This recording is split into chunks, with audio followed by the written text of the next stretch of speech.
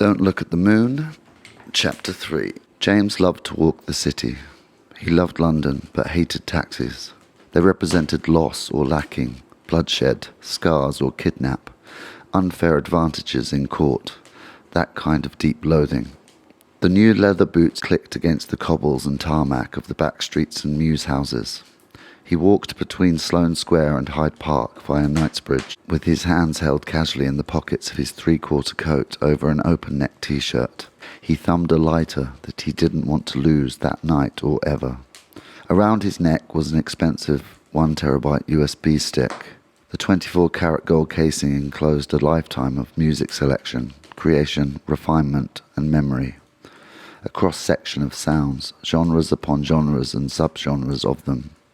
Most of the music he played live in the clubs was digitally recorded from his own vinyl collection, purchased at great expense. The rest was his own, music he had painstakingly perfected and refined. The USB stick bounced on its chain as he jumped a curb and wandered past Marouche. The smell of the shawarma meat entered the street as the door opened for an exiting customer. It made him feel the heat of crinkled paper tucked tightly around the ready-to-eat after-hour privilege. They were open until 4 a.m. James went there regularly.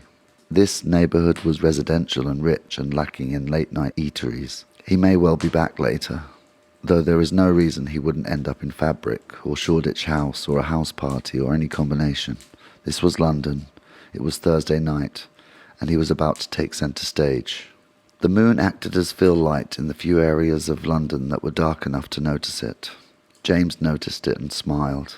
The walk calmed him, and as always, he picked off 1,000 moments along the way, even without the click of his camera to accentuate the theft. People in cars at traffic lights reaching for a kiss, couples walking with young children in expensive pushchairs enjoying the late summer evening air, a pile of a person one hand out while holding a beverage in the other, sitting on stained cardboard.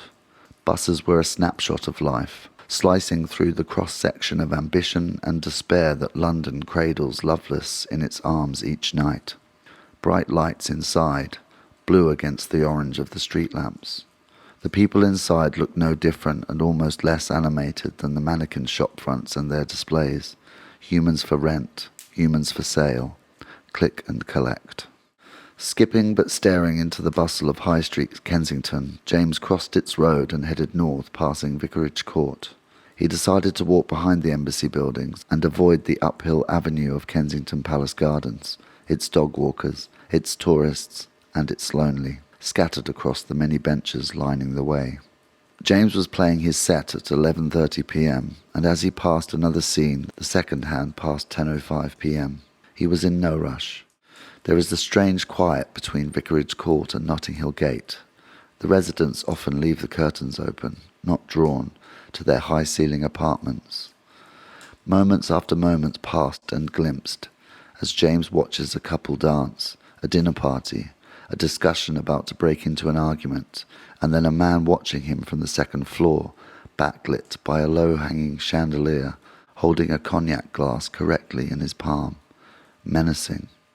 All these moments, windows into lives, existence, love, passion, failure and contentment, resentment and excess. A city is a place to feed on stimulation. You just need a space, a being, or a creation to utilize it properly before it eats you alive. James smiles at that thought as he doubles back, then a quick right to rejoin where the bus route would travel between Notting Hill Gate and Kensington High Street. He was almost there. He could see the queue. Wow. Busy night. Thank fuck I'm playing. He smiled and blushed to himself. As he approached, there was an all-too-beautiful girl pushing her way to the front of the queue.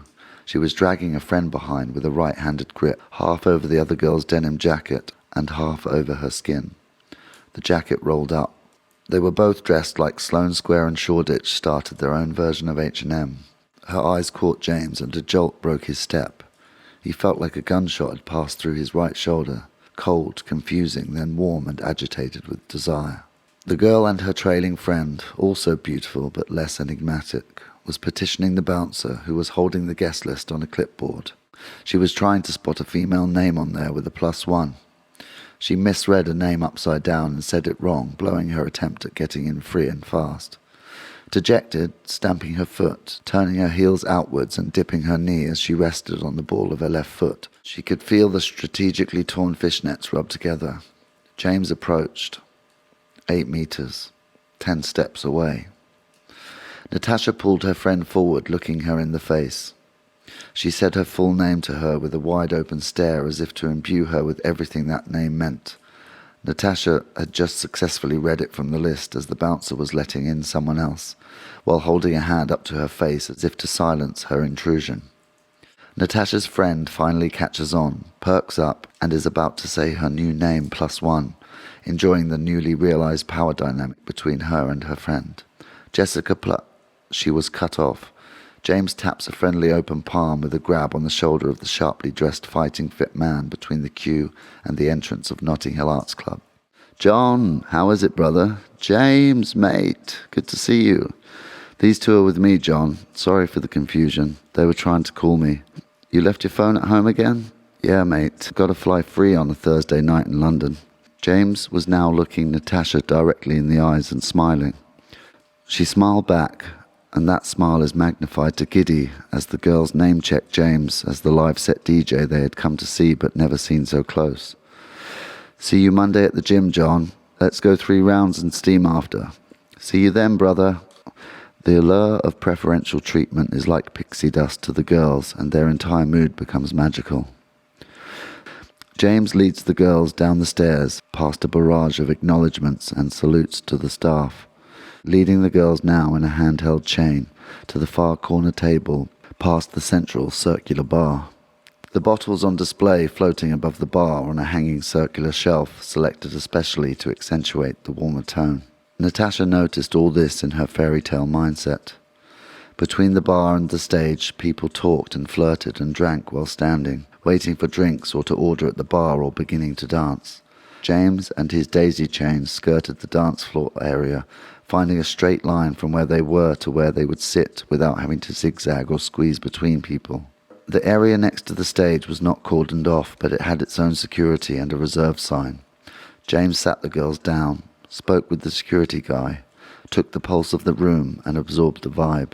He made a mental note of what the current DJ was playing and how the transition flowed from the last track ending as he walked in to this track playing now as he sat down. He was now sat down with 2 slightly excited yet outwardly calm young girls around 25 years of age. Beautiful strangers, he thought. James watched the details of the crowd, noting the movement of the parts of the body we move to beats before we are drunk enough to take to the dance floor. "What do you want to drink, Natasha?" "Absinthe," she replied. "Wait, how do you know my name?" "I read it off a coffee cup." Natasha was surprised but borderline irate, not able to control the reaction to this absurdity. "I don't have a cup." For some reason Natasha checked her hand, and James openly noticed that and laughed. His laugh softened her demeanour as her friend gazed on bemused. "I'll have an absinthe too," she said, seemingly ignored. "The King's Road. I saw you there in a cafe a few weeks ago. You were with some guy carrying a ragged guitar case, looking broken, dejected even. You were ahead of me in the queue. For some reason I can see the writing on that cup clearly even now. Have a perfect day, Natasha." Natasha smiled at that. As unconfident as she is deeply, and as confident as her bravado is when she smiles, in these moments she reveals a sweetness, a tenderness, and a calm that cut through James and placed something inside him that may well stay there forever. The absinthe arrived. 2 of them, of course. He listens even when he doesn't, she thinks. James was given a glass the girls had never seen in that place. They looked around to check. A heavy crystal glass with a round ball of ice, a very thin slice of grapefruit, and a clear liquid. He picked it up, looked through it, and stood up to leave. "I have to go prepare. Order whatever you want. Everything from this table is free, but just for you guys. Take this also, just in case." He handed Natasha a heavy silver case, antique, oval, palm-sized, with an engraved lid. She almost opened it, but realizing what it was, she slipped it into her Prada handbag and scanned the room that guilty way people do when trying to look innocent and natural. The absinthe sat thick in the glass, cradled by the ornateness of its shape. Like a rhythmic tremor, the elixir was disturbed by the iced water dropping from the miniature absinthe fountain. It dissolved slowly, the sugar cube resting on a bronze spoon, perforations allowing the mixture of sugar and water to find its way into the glass. The girls watched in fascination as the last drips hit in time with the music, and as they did, the fountain was taken away by a member of staff, leaving the drinks alone in front of them. They picked them up, looking at each other and those around watching them, and their security guard on their private table. Without talking, they smiled and clinked glasses and took a small sip as a taster. Wider eyes on both of them showed a surprise that they actually liked the drink. They ordered 2 more while they finished these, and then again, and once more. The elevated hypnotic state, energetically cascading from absinthe's effect, adjusted the lighting of their view and ladled magically a languid state of bliss within the consciousness of the 2 young girls. This alternate perception of reality allowed the music and the atmosphere of the Notting Hill Arts Club to permeate deep into their desires. They were hungry for something and fiendish for finding it. Abandoning their private table, they drank champagne at the bar, were chatted up by guys surprised that they were refusing their offer for a drink, and they parried, returning fire with an absinthe, then leaving the bemused guys watching a spoon drip sugar into a green abyss. The 2 worked their way around the crowd to the edge of the dance floor, Natasha always leading, to where the music had now enticed everyone. A very short dance and a loud whispering, they skipped back to the table to pick up their handbags and headed to the toilets. They hadn't noticed James had started playing, but they were enveloped by the mood of his music. 110 BPM, down-tempo, minimal bliss, as a major music magazine once put it. James had watched Natasha, smiling and entertained, between switching from the synthesizer module to the drum machine and his bass guitar, building his tracks piece by piece. He was live triggering pre-made loops and beats and effects with his Akai controller, weaving an evening into a pleasure of sounds, live. This is what they had all come to see and to feel. James was lost in one concept, one idea: bring that girl, Natasha, to a higher state of experience, dancing as close to the front as would make it not obvious. She was dancing to and for him. James was not a DJ. He was a songwriter and a musician, and never had a booth entourage, and rarely pulled girls from the dance floor to take backstage or off into the night. He was aware of that always, the places to find the right kinds of connection.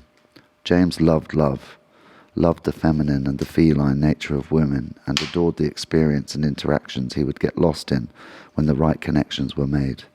He loved the dance, just like he loved to experience the way sounds interacted in specific ways and the effect that had on his own primeval and emotional responses.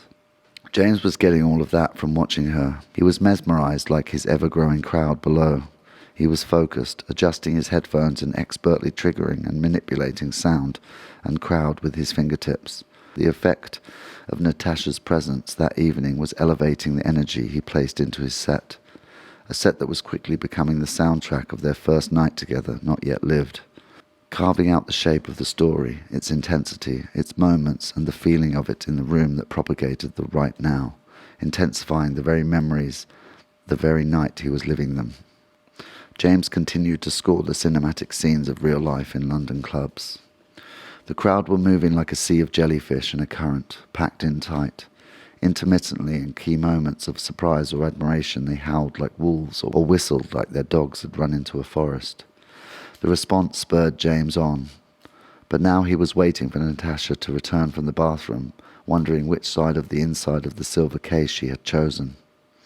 He wanted the moment she arrived back from that bathroom to be the most perfect musical introduction to a room, heaving with a cerebral and bodily pleasure laced lovingly with music. So much so that she would succumb completely, unrelenting, overwhelmed into the playful intimacy of exploring another, while simultaneously creating yourself. He imagined the timing of it and placed his bet. Timing is everything. James had everything except her, at least not yet. 2 girls in a toilet stall after a very chatty 15-minute wait is normal in London nightclubs. The lighting was bright and blue, and there was 3 stalls, and all of them had at least 2 people in them.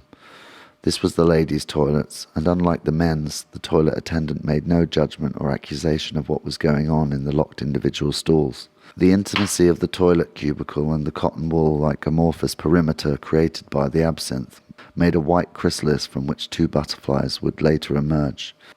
Freshly baked butterflies, at first unsure of their wings, and led gently through a crowd by curiosity and instinct. But first, Natasha rummaged through her handbag, feeling lipsticks and eyeliner pencils, her phone, a notebook, loose change, receipts, tissues, and then finally the silver case James had entrusted her with before leaving her to her first sip. She opened it, facing her friend, the name of whom James never learned, as he never saw her again after that night. Natasha looked up as she opened the vessel. The lid was obscuring the content, but Natasha's face told the whole story in a millisecond. Cocaine and ketamine in equal amounts. The underside of the lid was a mirror, and supported above the powder by the metal that divided it was a tiny gold spoon that looked handmade millennia before. It sat perfectly parallel to a silver straw 5 centimeters in length.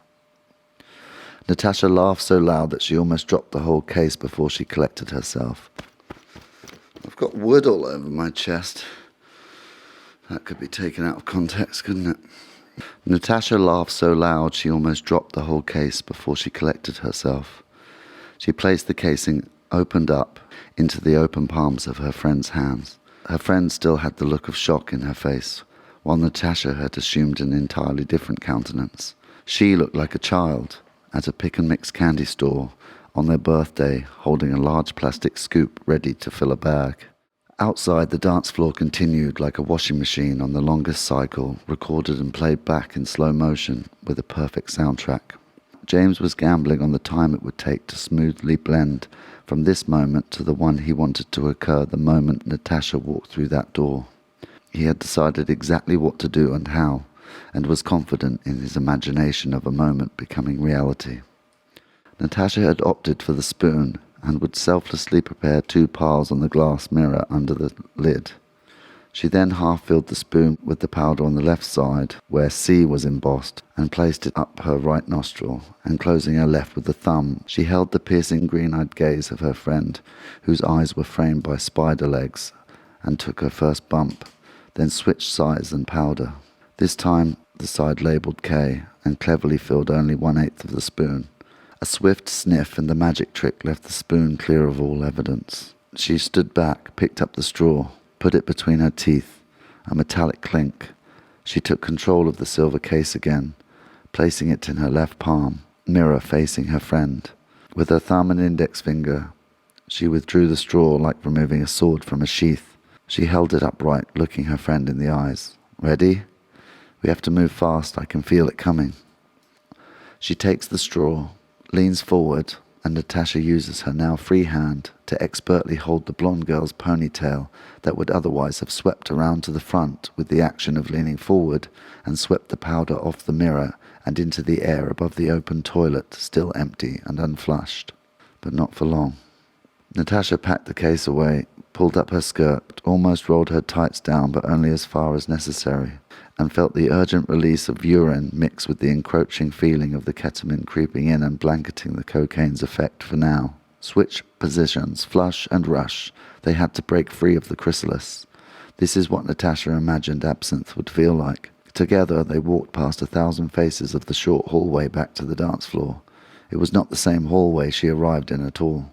Everything had changed. Everything was changing. Switch to next 3 chapters reading place. Switch to the next location. Now, which country am I in? Now I'm in England. Then I say it there. Is it stupid to do it? Well, you can just keep the transition for the real. Oh, I hate it. Gonna have some coffee. Bye.